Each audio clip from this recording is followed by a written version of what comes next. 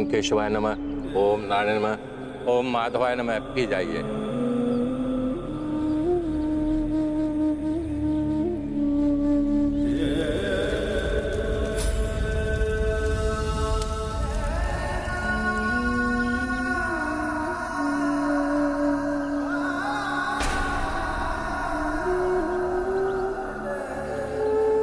इदं ब्रह्मण अर्पणस्तु।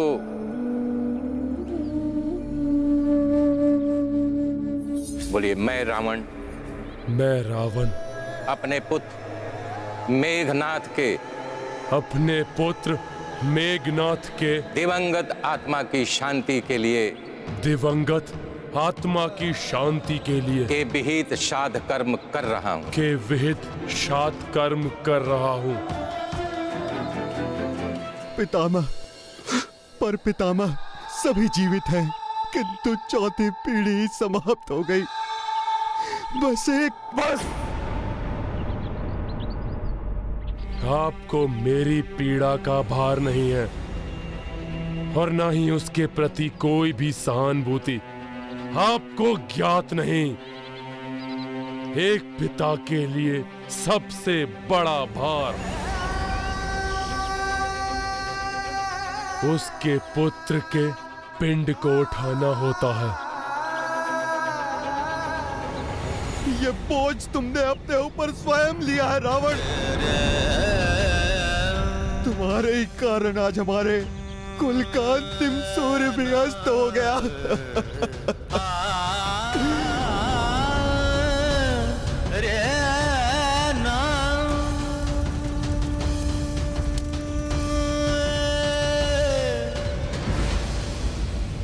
पुत्र की मृत्यु की वेदना से त्रस्त होके भी यदि रावण में कोई परिवर्तन नहीं आया तो मुझे आश्चर्य नहीं होगा प्रभु। परंतु अब उसकी क्या चिंता, युद्ध तो अब अपने अंतिम चरण में पहुंच चुका है और लंका में अब एक ही योद्धा शेष है, रावण।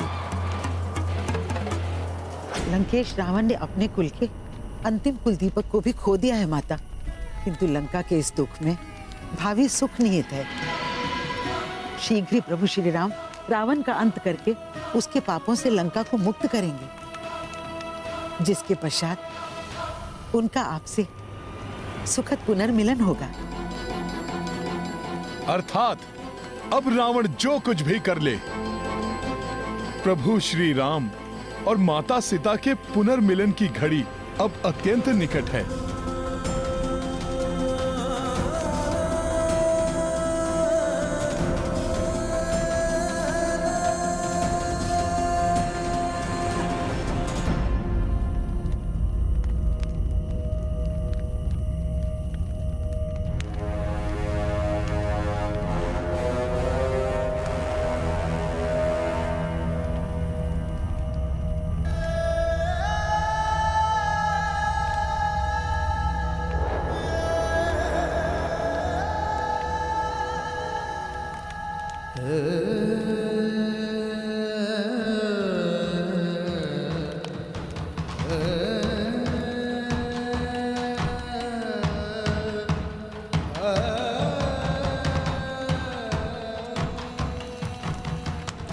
और आपका विश्वास पाने हेतु आपके समक्ष प्रस्तुत है ये मेघनाथ।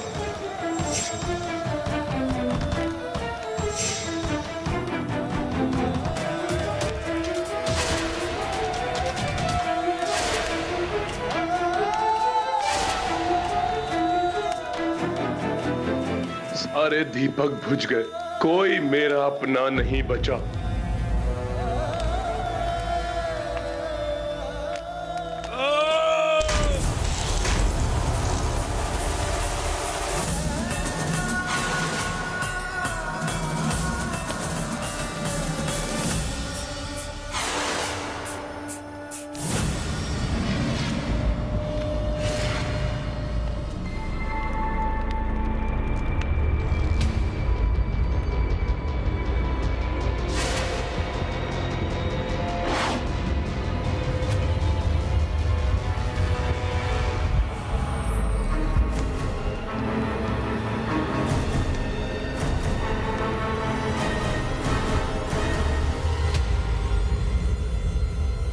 से तो हमारे ही कुल का दीपक प्रतीत हो रहा है, परंतु यदि सब का अंत हो गया तो इस दीप की ज्योति कैसे प्रज्वलित है? कौन है वो जो रावण से और इस युद्ध से छिप कर बैठा है? ये आपके ही पुत्र का जीवन दीपक है महाराज।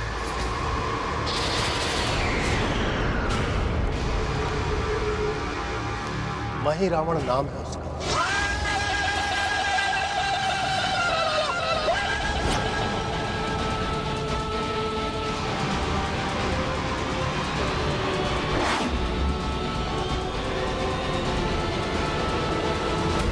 प्रभु, कल हम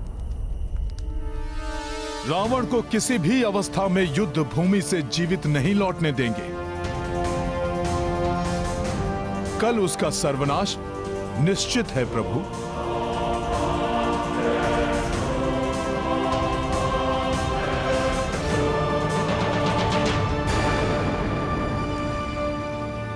क्या हुआ हनुमान? तुम्हें किसी संकट का आभास हुआ है क्या? नहीं प्रभु, संकट नहीं। मुझे प्रतीत हो रहा है जैसे किसी अपार सकारात्मक ऊर्जा का आगमन हो रहा है।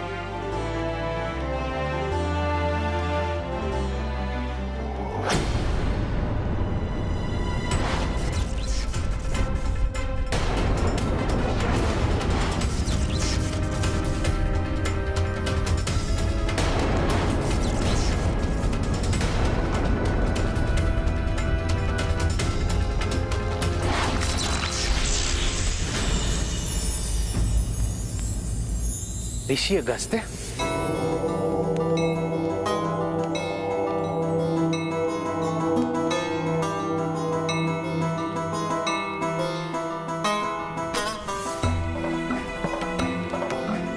मैं अगस्त्य स्वयं तुम्हारा मार्गदर्शन करूंगा हनुमान।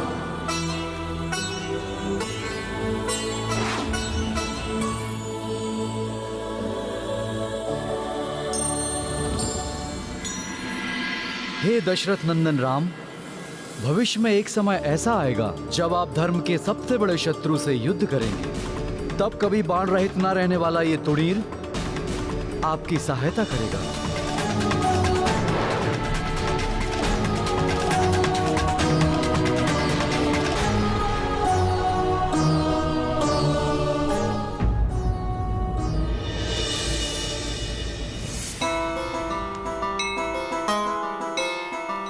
प्रणाम ऋषिवर। प्रणाम।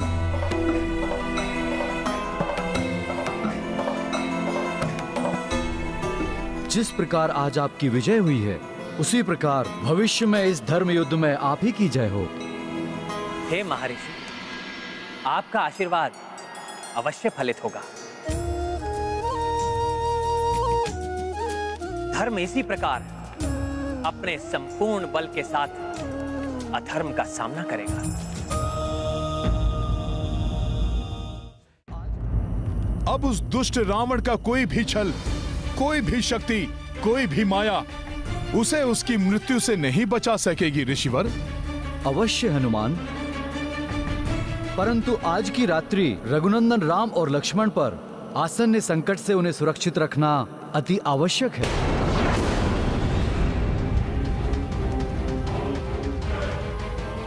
मैं इसी भावी संकट की सूचना देने यहां आया। ऋषिवर, कैसा संकट? वो तो समय आने पर ही ज्ञात होगा हनुमान। ध्यान रहे, सजगता में ही इन दोनों राजपुत्रों की सुरक्षा है।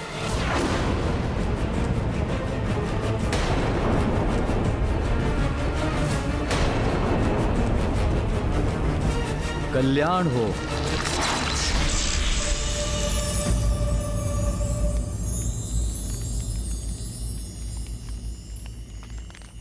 ऋषिवर किस भावी संकट का संकेत देकर गए हैं? उस मनहूस का नाम भी आप अपने मुख पर कैसे लाए, जिसे जीवन के प्रारंभ में ही मैंने मृत्यु प्रदान की थी? क्षमा महाराज, क्षमा। उसकी कुरूप छवि से आतंकित होकर ही आपने उसका परित्याग किया था। ये जानते हुए भी उसका नाम ले रहा हूं मैं।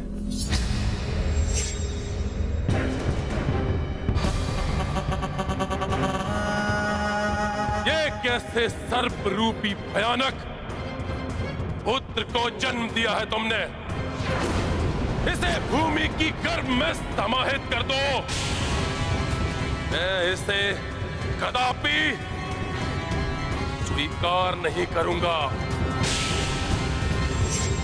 जिसे अशुभ मानकर आपने जीवित ही पृथ्वी में गाड़ देने का आदेश दिया था, आज वही आपका हित कर सकता है महाराज। पृथ्वी में गाड़े जाने के बाद भी वो बचा कैसे? वो आपका ही पुत्र है लंकेश। इतनी सहजता से भला प्राण कैसे खो देता? धरती में गाड़े जाने के बाद वो धरती को चीरता हुआ आगे बढ़ता गया और सीधा जाकर पाताल लोक में असुर माता सिंगिका के अंक में जा गिरा।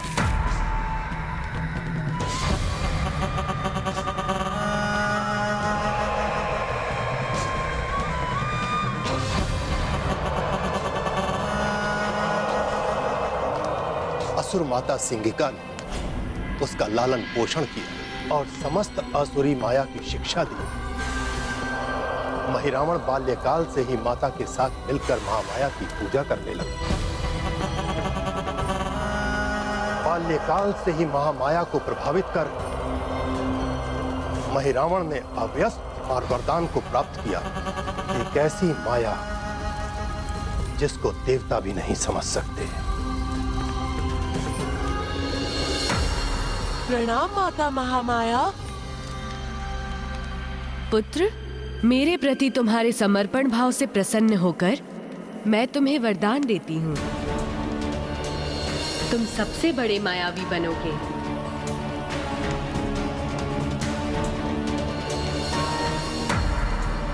फिर उसका क्या हुआ? फिर क्या महाराज, असुर माता सिंगिका अपना दायित्व निभाते निभाते पाताल लोक छोड़कर चली गई और महिरावण कुरूप होने के कारण अन्य बालकों से तिरस्कृत होता रहा।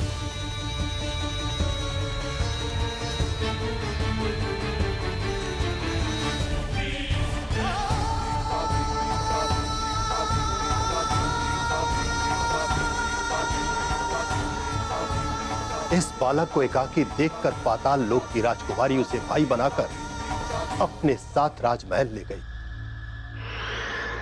जहां उसका लालन पोषण अन्य राजकुमारों के साथ हुआ।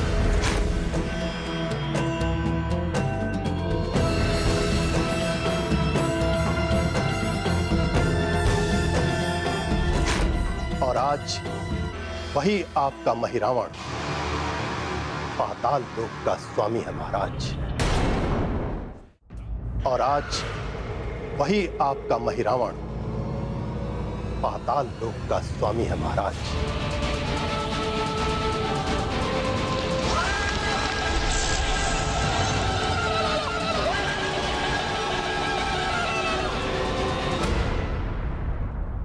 रावण पुत्र महिरावण,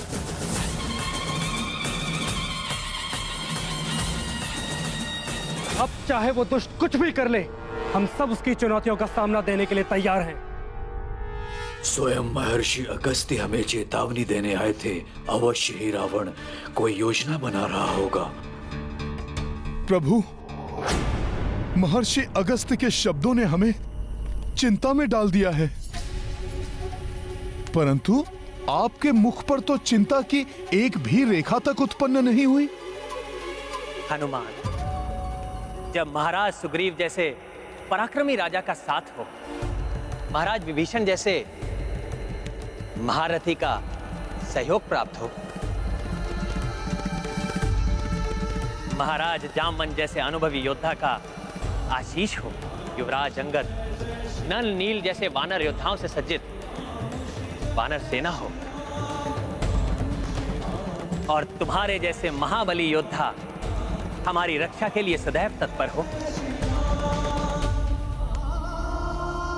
तो मुझे और लक्ष्मण को कैसी चिंता, कैसा भय? परंतु प्रभु, यदि स्वयं महर्षि आपकी और भ्राता लक्ष्मण की रक्षा के लिए सचेत होने का सुझाव देकर गए हैं, तो मैं उसके लिए हर संभव प्रयास करूंगा। मैं और सखा आपकी सुरक्षा का विशेष प्रबंध करेंगे प्रभु।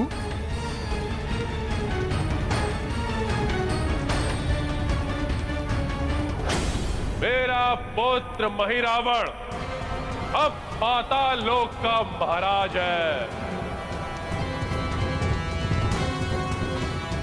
मैं महिरावण को बुलाऊं, वो अपने भ्राता के वध का प्रतिशोध लेगा। मायावी शक्तियों से संपन्न वो उस वनवासी और उसकी संपूर्ण वानर सेना का नाश करेगा।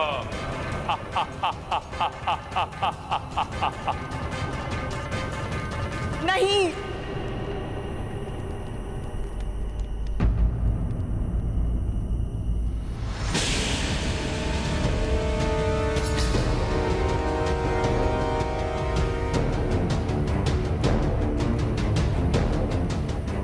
आश्चर्य है मुझे आपकी कुबुद्धि पर। आपको ये ज्ञात हुआ नहीं कि हमारे कुल का एक दीपक अभी भी प्रज्वलित है और आप उसे भी बुझाने चल दिए। क्या आपको तनिक भी बंद हो दरे।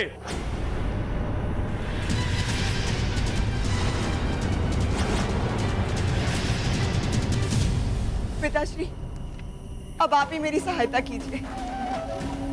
समझाइए इन्हें ऐसा मत करने दीजिए। पुत्री मंदोदरी, लंका और राक्षस कुल का मान और सम्मान दांव पर लगा हुआ है। इस समय ऐसी अवस्था में इस युद्ध में विजय प्राप्त करना ही एकमात्र हमारा लक्ष्य होना चाहिए।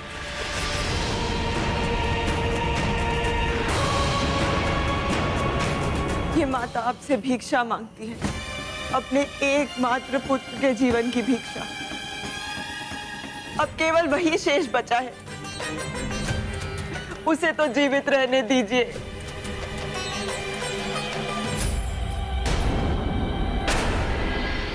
उसे मृत्यु के मुख में मत धकेलिए।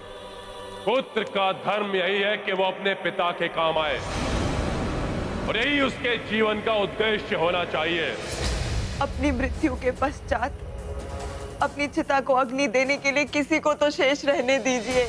जीवित रहते जो पुत्र मेरा कार्य नहीं कर सकता, वो मेरे मरणोपरांत मेरे किस काम का।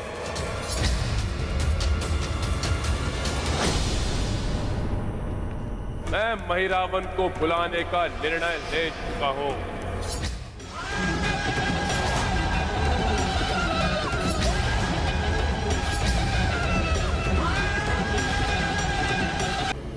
पूंछ का शिविर? हाँ, मेरी वज्र समान पूंछ को भेद कर कोई भी भीतर प्रवेश नहीं कर पाएगा और उस शिविर का द्वारपाल भी मैं स्वयं रहूंगा। इससे बड़ी कोई अन्य सुरक्षा तो प्रभु के लिए हो ही नहीं सकती।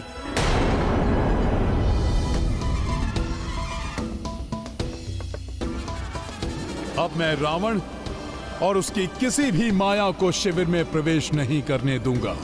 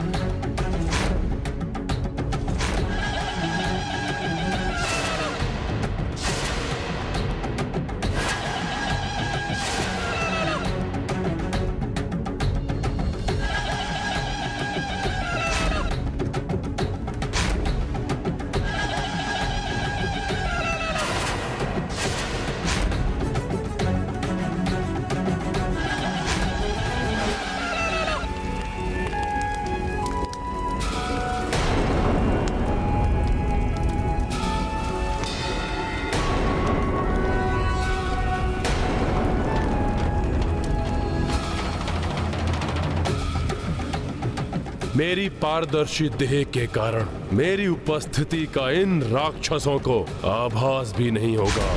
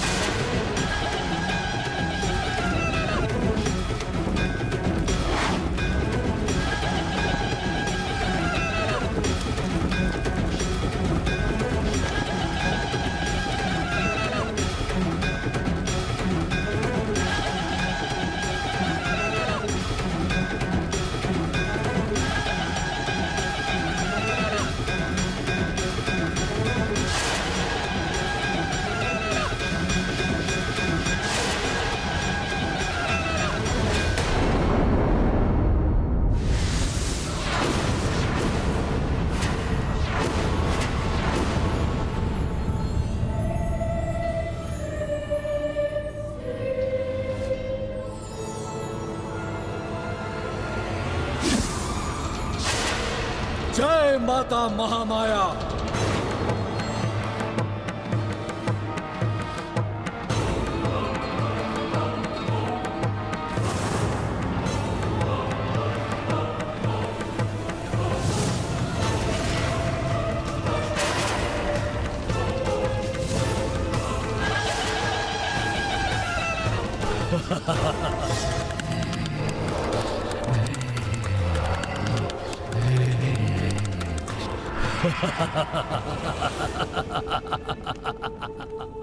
मेरे इस विशिष्ट पाताल भवन में मेरी इच्छा के विरुद्ध देवादिदेव शिव, देवी महामाया और मेरे जन्मदाता मेरे शिव भक्त पिता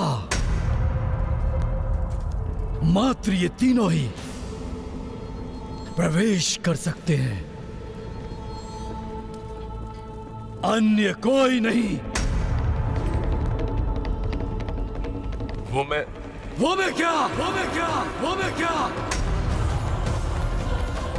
वो पिता जिन्होंने मुझे जन्म दिया, इस माही रावण को जन्म दिया, किंतु जन्म सिद्ध अधिकार से मुझे वंचित रखा, जिनका लहू मेरी धमनियों में हर क्षण दौड़ता रहा,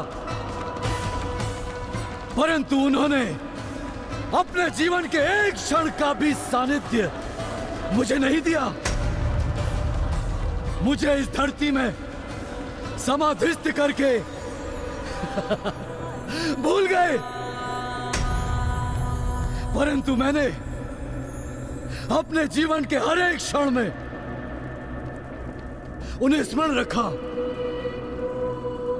जिनके हृदय के द्वार मेरे लिए सदैव बंद रहे, परंतु मैंने अपने हृदय के द्वार उनकी प्रतीक्षा के लिए सदैव खुले रखे।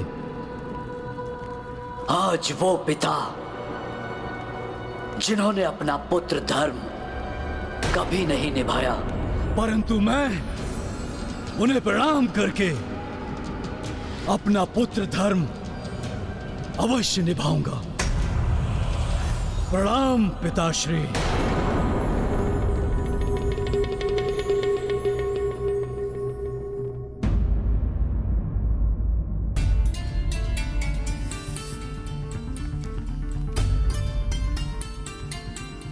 आप सब इस प्रकार अवाक से क्यों देख रहे हैं हमें?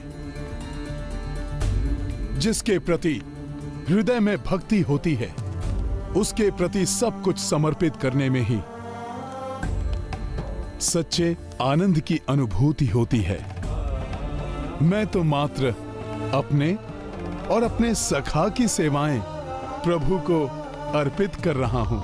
आशा है कि ये शिविर आपके लिए सुखदायक होगा।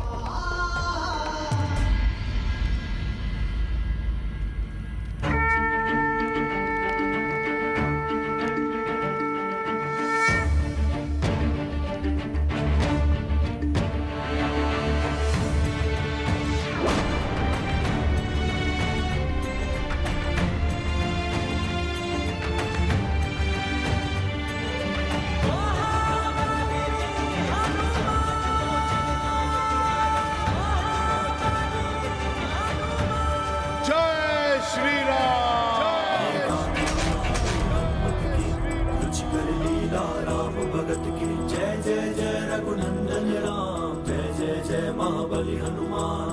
संकट जो रघुवीर पे आयो, पवन तनय ही मार्ग सुझायो।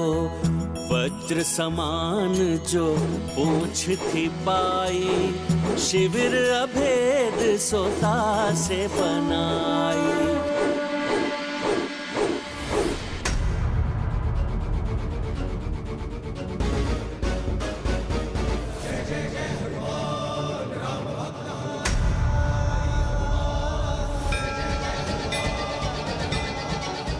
प्रभु, आपके लिए शिविर प्रस्तुत है।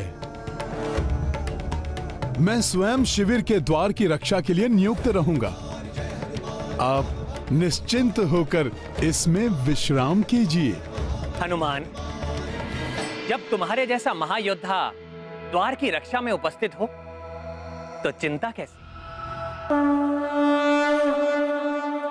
जामह श्री रघुनाथ पधारे, द्वार पे हनुमत भय रखवारे।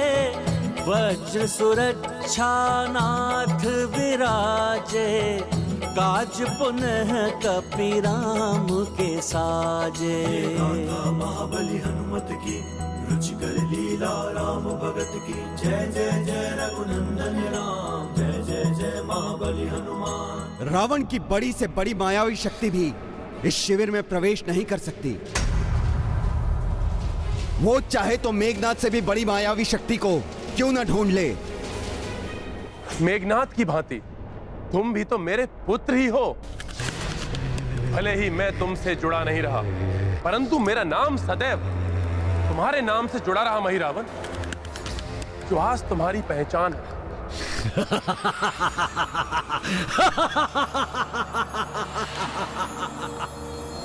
आज अकस्मात ही मैं आपके पुत्र मेघनाथ की भांति हो गया। मेरे प्रिय पिताश्री, मैं मेघनाथ जैसा नहीं हूँ मेघनाथ जैसा। जो एक तुच्छ वानर से परास्त हुआ, जो नर एवं वानर के हाथों जिसका वध हो गया।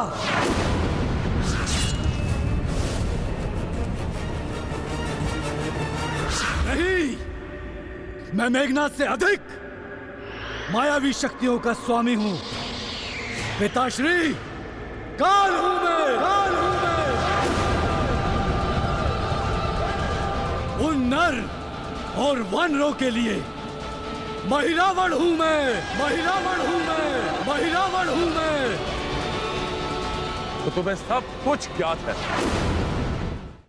दुर्भाग्य से या सौभाग्य से सही, किंतु महान लंकेश रावण का पुत्र महिरावण हूं मैं।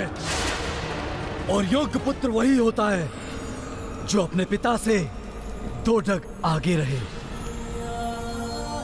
मेरे प्रिय पिताश्री, सब ज्ञात है मुझे।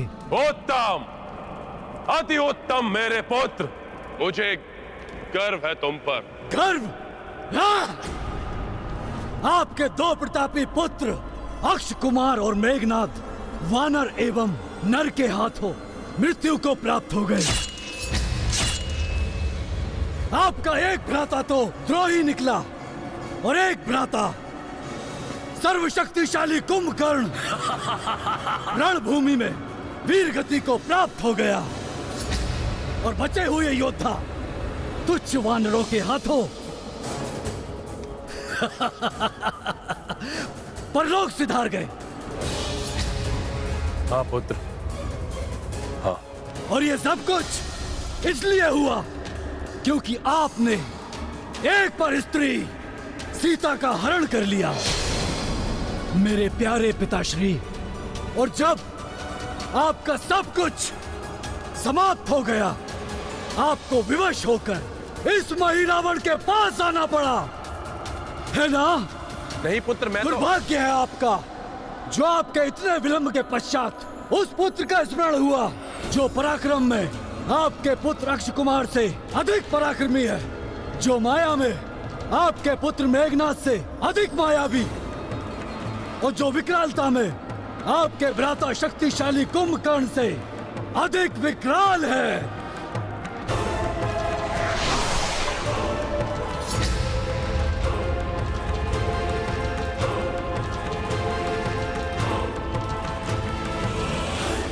बातें तो तुम बहुत बड़ी बड़ी करते हो मही रावण। यदि इतना ही घमंड है अपनी शक्ति पर, तो जाकर अंत क्यों नहीं कर दिया उस वनवासी और उसकी वानर सेना का? क्या सोचते हैं आप? आपकी चार उकसाने वाली बातों से मैं आपकी बातों में आ जाऊंगा? मेरे प्रिय पिताश्री, मैं आपके पुत्र नहीं, आपके प्रिय पुत्र मेघनाथ की भांति नहीं हूं। बस! बार बार स्मरण मत कराओ मेरे मृत पुत्र मेघनाथ का। पीड़ा होती है ना? होती है ना पीड़ा? बहुत दुख होता है ना पिताश्री? अपने पुत्र से नहीं, अपने प्रिय पुत्र से दूर जाने की मुझे भी दुख हो रहा है। इतने वर्ष हो गए मेरे प्रिय पिताश्री, क्या आपको तनिक भी दुख नहीं हुआ मुझसे इस मही रावण से दूर जाने का? फिर किस बात का पक्ष रखते हो? हाँ? कि मैं वहां जाकर आपका कार्य करूं? नहीं! इस समय मुझे शांत रहकर इस मूर्ख को अन्य युक्ति से मनाना होगा, क्योंकि अब तुम ही मेरे उत्तराधिकारी हो। मेरे पश्चात तुम ही बनोगे इस लंका के लंकाधिपति लंकेश मही रावण।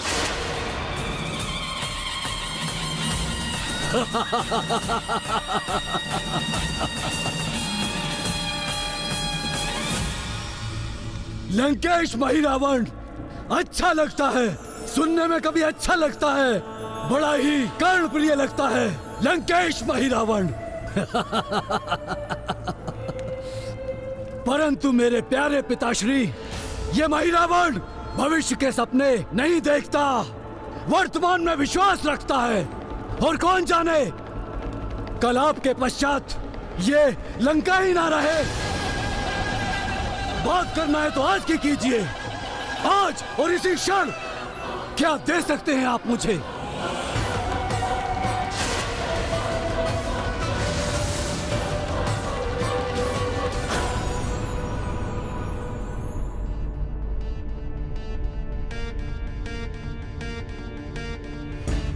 महाराज सुग्रीव,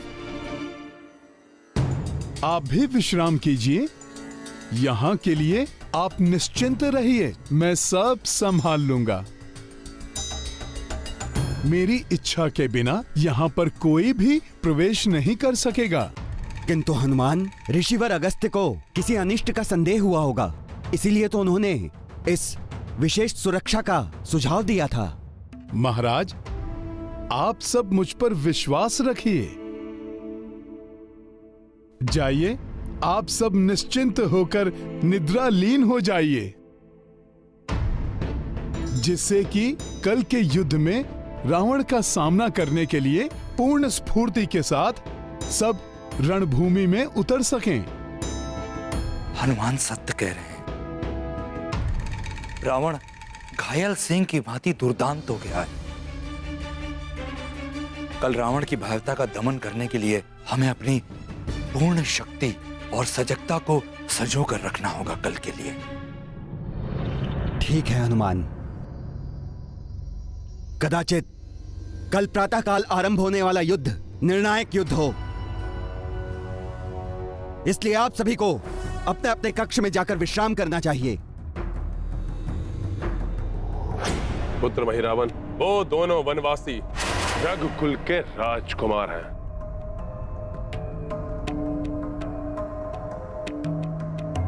अत्यंत प्रतापी, सर्वगुण संपन्न, विकट तेजस्वी और महाज्ञानी, धर्म पालक, तन मन से सुंदर, सात्विक एवं शुद्ध आत्मा। सत्य तो यह है कि उनका ज्येष्ठ भ्राता ही अयोध्या का चक्रवर्ती सम्राट बनेगा। अकस्मात ही अपने शत्रुओं की इतनी प्रशंसा, ये हो क्या गया है पिताश्री को? यह सत्य है महिरावन कि तुम महामाया की प्रसन्नता के लिए तंत्र साधना करते हो, और तंत्र साधना के लिए उन दो वनवासियों से अच्छा बलि का पात्र और कोई नहीं हो सकता। उन दो शुद्ध आत्मा राजकुमारों की बलि चढ़ाने से महामाया अति प्रसन्न हो सकती है। क्या तुम ऐसा स्वर्णिम अवसर छोड़ देना चाहते हैं? सोचो महिरावन, सोचो। ऐसी शुद्ध आत्माओं की बलि पाकर देवी महामाया तुम्हें कैसी कैसी दुर्लभ शक्तियां प्रदान करेगी।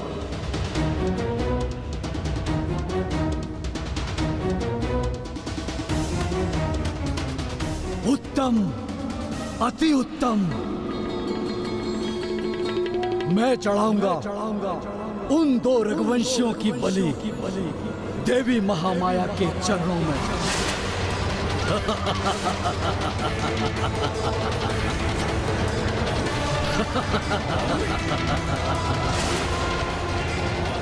आज रात्रि की घड़ी परीक्षा की घड़ी है। मुझे क्षण प्रतिक्षण सतर्क रहना होगा। लालच व्यक्ति को पतन की ओर धकेल देता है।